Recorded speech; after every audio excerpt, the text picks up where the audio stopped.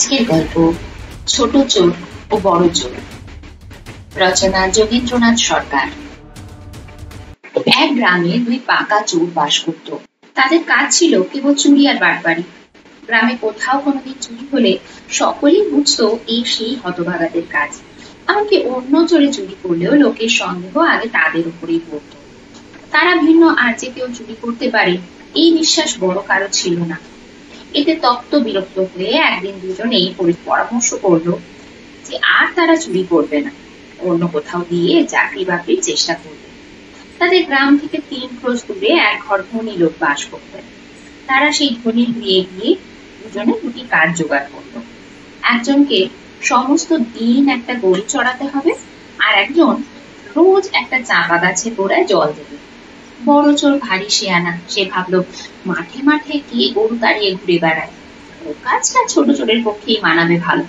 আমি গাছের গোড়ায় 2-4 কলসি জল ঢেলে সমস্ত দিন বেশ মজা করে বেড়াবো। এই ভেবে সে গাছে জল দেবার ভার নিল, আর ছোট চোরের ভাগ্যে জুটলো গরু চড়ানো। পরদিন ভোরবেলা ছোট চোর গরু চড়াতে নিয়ে বের হলো, আর বড় চোর গাছের জল ঢালতে শুরু করলো। সে ভেবেছিল 2-4 কলসি জল ঢাললেই গাছের গোড়ায় জল দাঁড়াবে, কিন্তু কি সর্বনাশ, যত জল ঢালে সবই শুকিয়ে যায়। এক রত্তি মাটি ভিজতে না ভিজতে তারা চিহ্ন মাত্র দেখতে পাওয়া যায় না। সমস্ত সকাল, সারা দুপুর, এমনকি সন্ধে পর্যন্ত শত শত কলসি জল ঢাললো, কিন্তু কিছুতেই সেই গোড়া গাছের গোড়ায় এক বিন্দু জল দাঁড়ালো না। শেষে ক্লান্ত হয়ে বেচারা মাথায় হাত দিয়ে বসে পড়লো। ওদিকে ছোট চোরের দুর্দশারও অবধি ছিল না। যে গরুটা চড়াবার ভার নিয়েছিল, গ্রামের মধ্যে সেইটে ছিল সকলের ওঁচা। তেমন দুরন্ত গরু আশপাশে আর একটাও দেখা যায় না। ছোট চোর গরুটা নিয়ে যেই মাঠে ছেড়ে দিয়েছে, অমনি সে শিং বাগিয়ে লেজ উঠিয়ে 4 পা দূরে লাফ মারলো, আর চোখের পলকে এই মাঠ সে মাঠ, একজনের ধানের ক্ষেত, অপরের ক্ষেতে, কারো তরি তরকারির বাগানে, কারো সর্ষের খামারে, এইভাবে ছুটে বেড়াতে লাগলো। ছোট চোর সমস্ত দিন গরুটার পিছনে ছুটে একেই ভয়ানক ক্লান্ত। তার উপরে যাদের ফসল নষ্ট হয়েছিল তাদের গালাগালিতে দুঃখে কষ্টে একেবারে নাকালের এক শেষ হলো। শেষে কোনো গতিকে গরুটাকে ধরে টানতে টানতে মনিবের বাড়িতে হাজির হলো। বড় চোর বাইরেই ছিল, জিজ্ঞাসা করলো, কি ভাইয়া এত দেরি যে? ছোট চোর বলল, কি আর বলি ভাই, বড় সুখেই আজ দিন কেটেছে। গরুটা যে এত শান্ত তা আমি আগে মনে করিনি। ভেবেছিল না জানি কত নাকালি হতে হবে, কিন্তু আসলে দেখি কিছুই না। আমি তাকে ছেড়ে দিলাম, আর সেও ধীরে ধীরে চলে বেড়াতে লাগলো। কাজ নেই, কর্ম নেই, শুধু বসে বসে কি করি। কাজে গামছাখানি ভিজিয়ে শুয়ে পড়লাম। যেমন শোয়া অমনি ঘুম, সেই এক ঘুমে একেবারে দিন শেষ। তারপর তাড়াতাড়ি উঠে দড়ি গাছি ধরেই আসছি। আচ্ছা, তোমার খবর কি? বড় চোর বললে, এই কথা জিজ্ঞেস করো কেন? বড় কপাল জোরে এমন সুখে চাকরি জুটেছে, এখন ঠিকলে হয়। তুমি তো সেই চলে গেলে, তারপর আমি গাছের গোড়ায় সেই 3-4 কলসি জল যেই ঢেলেছি, অমনি জল থই থই করতে লাগলো। আর 1 কলসিতে জল দেবো তার আর জায়গা রইল না।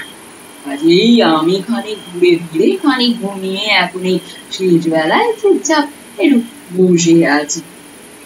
কথাবার্তা শেষ হলে বড় চোর ভাবলো, গাছে জল দেওয়া চেয়ে গরু চড়ানো ঢের সহজ কাজ। আর ছোট চোর ভাবলো, গরু চড়ানো আর নয় বাবা। দুজনেই মনে মনে আপন আপন কাজ বদল করতে ইচ্ছা করলো। শেষে বড় চোর মুখ ফুটে বলল, দেখো ভাই, কাল যদি আমরা পরস্পর কাজ বদল করে নিই, তাতে কি তোমার কোনো আপত্তি আছে? এই তো না, বেশ তো, একদিন না হয় তুমি গরুটা চড়ালে। তবে তোমার একটা পরামর্শ দিই, আজ সমস্ত দিন চষা মাটির ওপর শুয়ে শুয়ে আমার গায়ে খুব ব্যথা হয়েছে। তুমি একটা খাটিয়া সঙ্গে নিও, গাছের গোড়ায় বেশ আরাম করে ঘুমোতে পারবে। পরদিন সকালবেলা বড় চোর গরুটা নিয়ে বের হয়ে গেল। আরামে নিদ্রা দিতে পারবে বলে খাটিয়াখানাও সঙ্গে নিতে ভোলেনি। আর ছোট চোর কলসি নিয়ে গাছে জল ঢালতে শুরু করলো। ভেবেছিল 2-4 কলসি ঢালা মাত্রই গাছের জল থই থই করবে, কিন্তু সর্বনাশ, দুশত কলসি জল দেবার পরেও দেখে কিনা একটুও ভিজেনি। জল দিতে দিতে বেচারার হাত টনটন, বুক কনকন করতে লাগলো। শেষে সূর্যাস্তের পর ছোট চোর একেবারে নাকাল হয়ে বসে পড়ল। এদিকে বড় চোরের দুর্দশা সীমা নেই। গরুটা তো সেই ছেড়ে দেওয়া মাত্র সে শিং বাগিয়ে ছুটল। বড় চোরের মহা বিপদ উপস্থিত। আরামের জন্য সে খাটিয়াকে নিয়ে এসেছিল। এখন সেই খাটিয়া রাখেই বা কোথায়, আর ঘাড়ে করে ছোটেই বা কেমন করে? কিন্তু আর উপায় নেই। বেচারাকে সেই খাটিয়া নিয়ে সমস্ত দিন লোকের আনাচে কানাচে, সর্ষের খেতে, ঘন পাকুড়ের বাগানে, মাঠে, জঙ্গলে গরুর পিছনে ছোটাছুটি করতে লাগলো। নালা ডিঙোতে গিয়ে পা মচকে গেল।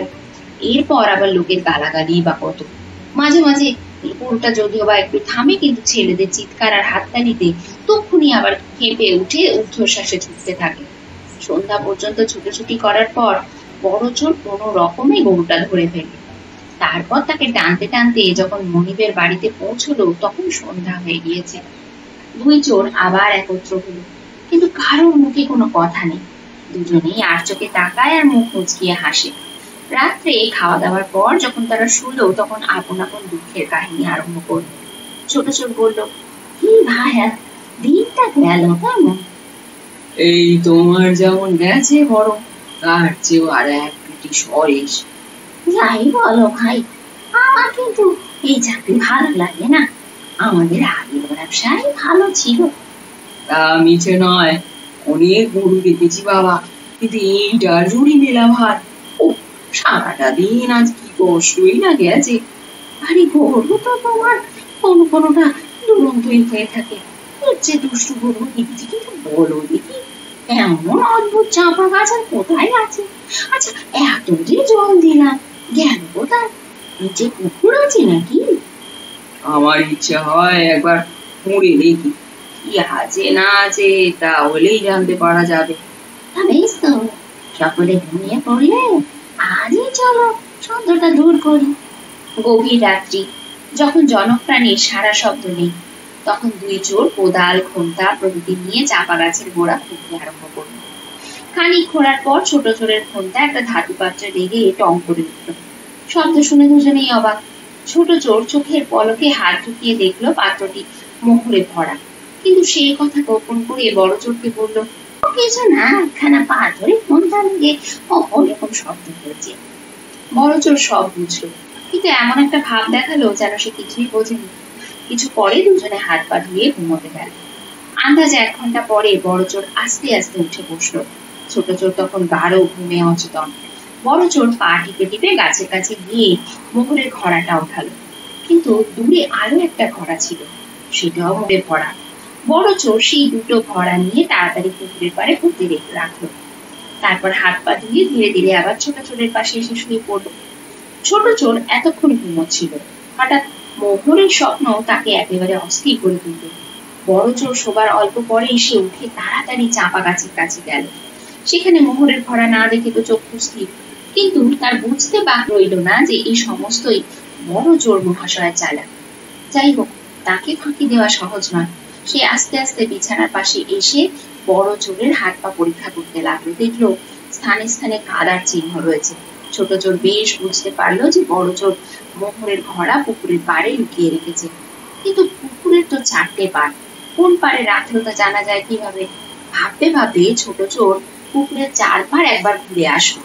3 দিক থেকে কতগুলো ব্যাঙ লাফিয়ে পড়তে দেখলো। ছোট চোর বুঝতে পারলো বড় চোর সেই 3 দিকে যায়নি। তারপর অপর দিকে একটু গিয়ে খোঁজ করতে ছোট চোর মোহরের কলসি দেখতে পেল। সে জানতো কেবল একটা কলসি পাওয়া যাবে, কিন্তু যখন মোহরে ভরা আরো একটা কলসি পেল, তখন আর তার আনন্দের সীমা নেই।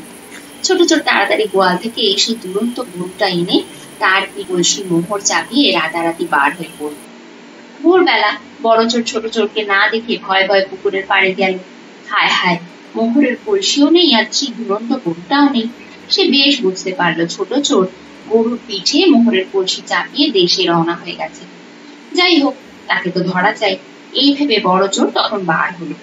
বাজারের ভিতর যাওয়ার সময় তার কাছে যে টাকা কড়ি ছিল তাই দিয়ে একজোড়া সুন্দর জুতো কিনলো। সে যা সুন্দর তার কি বলবো, তার উপর সোনার ফিতে, এর উপর ফুল, তারপর বন জঙ্গলের পথ ধরে সে খুব তাড়াতাড়ি ছুটতে লাগলো। একটু বেলা হলে বড় চোর সদর রাস্তার এক স্থানে পৌঁছে দেখলো ছোট চোর অনেক পেছনে পড়ে আছে। গরু চালিয়ে সদর রাস্তার আঁকে বাঁকে ঘুরতে ফিরতে ছোট চোরের দেরি হয়ে গেছে। বড় চোর দূর থেকে তাকে আসতে দেখে রাস্তার ঠিক মাঝখানে এক পাটি জুতো ফেলে আরো কিছু দূরে এগিয়ে গেল। সেখানে দ্বিতীয় পাটি ফেলে পাশের একটা ঝুঁকি জঙ্গলের মধ্যে লুকিয়ে রইল। এদিকে ছোট চোর চলতে চলতে পথের মাঝে এক পাটি জুতো দেখে আশ্চর্য হয়ে গেল। এমন সুন্দর জুতো সে কখনো দেখেনি। ভাবলো, ভাগ্য করে আমার অবস্থা এখন রাজা রাজরাত তুললো। এই জুতো ঠিক আমারই যোগ্য, কিন্তু এর জোড়া কোথায়? অপর পাটি না পেলে এক পাটি জুতো নিয়ে আর কি করবো? সে অনেক খোঁজ করেও যখন অপর পাটি পেল না, তখন প্রথম পাটি এক পাশে ফেলে দিয়ে আবার সে এগিয়ে গেল। পরে আরেক পাটি দেখতে পেয়ে ভাবলো, আরে আমি কি নির্বোধ! যখন প্রথম পাটি হাতে পেলাম তখন যদি হাতে করে নিয়ে আসতাম তাহলে কি মজাই না হতো। যাই হোক, এখন বোধ করি পাওয়া যেতে পারে। এই ভেবে সে গরুটা রাস্তার এক পাশে বেঁধে প্রথম পাটির সন্ধানে ফিরল। বড় চোর কি এমন সুযোগ ছাড়তে পারে? ছোট চোর পিছন ফেরা মাত্র সে গরুটাকে বন জঙ্গলের পথে চালিয়ে নিয়ে চলল। বড় চোর এমন রাস্তায় গেল যে কারো সাধ্য নেই তাকে খুঁজে বার করে।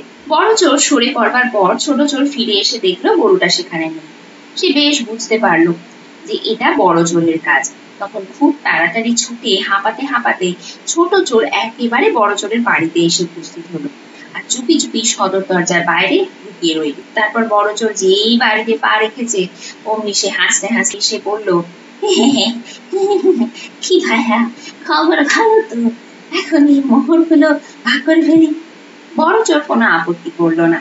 তখন দুজনে অন্দরমহলে ঢুকে সমস্ত দরজা জানলা বন্ধ করে দু কলসি মোহর একত্রে জড়ো করে দু হাতে দুটো করে তুলে সমান ভাগ করতে লাগলো। ভাগ শেষ হলে দেখা গেল একটা মোহর বেশি রয়েছে। এখন সেটা কার হবে? অনেক বিতণ্ডার পর স্থির হলো যে পরদিন সেটা আনিয়ে টাকা করে দুজনেই সমান ভাগ নেবে। ভালো, তা যেমন রইল, কিন্তু মোহর রাত্রে থাকে কার কাছে তা নিয়েও অনেক তর্ক বিতর্ক চললো। শেষে সেটা কেবল এক রাত্রের জন্য বড় চোরের কাছে রাখাই স্থির হলো। এরপর ছোট চোর তার অংশ নিয়ে বাড়িতে ফিরে গেল। রাত্রে বড় চোর বাড়ির মেয়েদের ডেকে বলল, দেখো, কাল সকালেই ছোট চোর মোহরের ভাগ দিতে আসবে, কিন্তু আমি কিছুতেই তা দেবো না। তোমরা এক কাজ করো, ভোর হতে না হতেই আমাকে উঠোনে শুইয়ে আমার মাথা থেকে পা পর্যন্ত একটা কাপড়ে ঢাকা দিয়ে দিও। ঠিক মাথার কাছে একটা তুলসী গাছ রেখে, তারপর পথে ছোট চোরকে আসতে দেখলে খুব চেঁচিয়ে চেঁচিয়ে কেঁদে, তাহলে সে ভাববে নিশ্চয়ই রাত্রিরে আমি মারা গেছি। মরা লোকের কাছে সে কখনো মোহরের ভাগ চাইবে না। মেয়েরা বড় চোরের পরামর্শ মতো পরদিন তাকে উঠোনে শুইয়ে কাপড় ঢাকা দিয়ে রাখলো। তারপর মাথার কাছে একটা তুলসী গাছ রেখে দিল। তারপর বুক চাপড়ে কাঁদতে শুরু করলো। শয়তানিতে ছোট চোর আরো পাকা। সে প্রকৃত ব্যাপার বুঝতে পারলো, কিন্তু মনের ভাব গোপন করে এসে কাঁদো কাঁদো সুরে বলল, এত কাল পরে আমি সঙ্গী হারা হলাম। যাই হোক, আর কেঁদে কি হবে?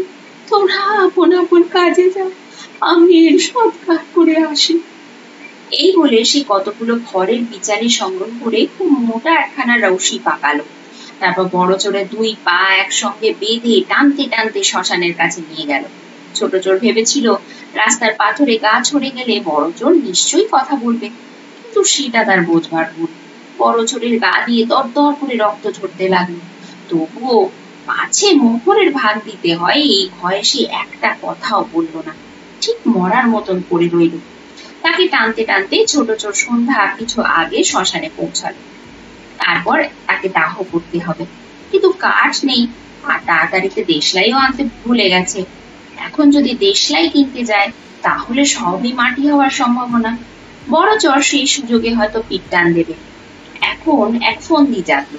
সে একটা গাছে চড়ে খড়ের রশি ডালে বেঁধে টানতে টানতে বড় চোরকে উঁচুতে তুলল। সেই অবস্থায় তাকে ঝুঁকিয়ে রেখে নিজে একটা ঝোপের মধ্যে লুকিয়ে গেল। এইভাবে কিছুক্ষণ থাকার পর ছোট চোর ভাবলো বড় চোর নিশ্চয়ই কথা বলবে। এই সময় একটা আশ্চর্য ব্যাপার ঘটলো। একদল ডাকাত সেই শ্মশানের কাছে যেতে যেতে দেখতে পেল গাছের ডালে একটা মরা ঝুলছে। কোনো গাছে যাবার আগে মরা পাওয়া নাকি একটি শুভ লক্ষণ। ডাকাতেরা তখন পরস্পর বলতে লাগলো, আজ আমাদের শুভযাত্রা। সামনে যখন মরা দেখতে পাওয়া গেছে তখন লুটপাট আমাদের মনের মতো হবে, তাতে আর সন্দেহ নেই। হ্যাঁ, তা যদি হয় তবে ফেরার পথে ওই মরাটা আমরা পুড়িয়ে যাব। ডাকাতরা সেই রাত্রে এক ধনীর ঘরে প্রবেশ করে তার সর্বস্ব লুট করলো। তারা এমন কৌশলে ঘরের লোকজনের হাত পা মুখ বেঁধে ফেলেছিল যে কেউ একটা টু শব্দ করতে পারেনি। সুতরাং পাড়া পড়শি কেউই ডাকাতি কথা জানতে পারলো না। ডাকাতেরা যতটা আশা করেছিল তার থেকেও অনেক বেশি টাকা করি সোনা দানা পেল। তাদের তখন কি আনন্দ! হাসতে হাসতে শ্মশান ঘাটে এসে তারা প্রথমেই একটা গর্ত, তারপর বন বাজার থেকে কাঠ এনে চিতা সাজালো। চিতা প্রস্তুত হলে রশি কেটে দেহটি নামিয়ে তার উপরে শোয়ালো। তারপর যে আগুন দেবার উপক্রম করেছে অমনি সেই মরা বিকট স্বরে চিৎকার করে উঠল। আর ঠিক সেই মুহূর্তে ছোট চোরও ভয়ঙ্কর হাড়ে রেড়ে শব্দে শ্মশান ভূমি কাঁপিয়ে মাটিতে লাফিয়ে পড়ল। ডাকাতরা ভয়ে কাঁপতে কাঁপতে বাপরে মারে ডাক ছেড়ে যে যেদিকে পারলো দৌড় দিল। টাকা করি সমস্তই পড়ে রইল। তাদের এমন সাহস হলো না যে এবার একবার ফিরে যায়। তারা ভাবলো মরাটাকে নিশ্চয়ই দানয় পেয়েছে, আর গেছো ভূতটা যে তাদের ঘাড় ভাঙবার সন্ধানে ফিরছে তাতে কোনো সন্দেহ নেই। এই কথা যতই ভাবে ততই তারা ঊর্ধ্বশ্বাসে ছুটতে থাকে। তখন দুই চোর হাসতে হাসতে সেই সমস্ত ধন দৌলত ভাগাভাগি করে বাড়িতে ফিরল। বন্ধুরা, আজ তোমাদের পড়ে শোনালাম ছোট চোর ও বড় চোর, রচনা যোগীন্দ্রনাথ সরকার। যদি গল্পটা তোমাদের ভালো লেগে থাকে একটা লাইক করে দিও, বন্ধুদের সঙ্গে শেয়ার করো। এই চ্যানেলে যারা প্রথমবার আসছো চ্যানেলটাকে সাবস্ক্রাইব করে রেখো। তাহলে গল্প দুটি প্রত্যেক শুক্রবার যেরকম নতুন নতুন গল্প নিয়ে আসছে ঠিক সেরকমই রাত 8:30 শুক্রবার আবার ফিরে আসবে। সবাই ভালো থেকো, আনন্দে থেকো।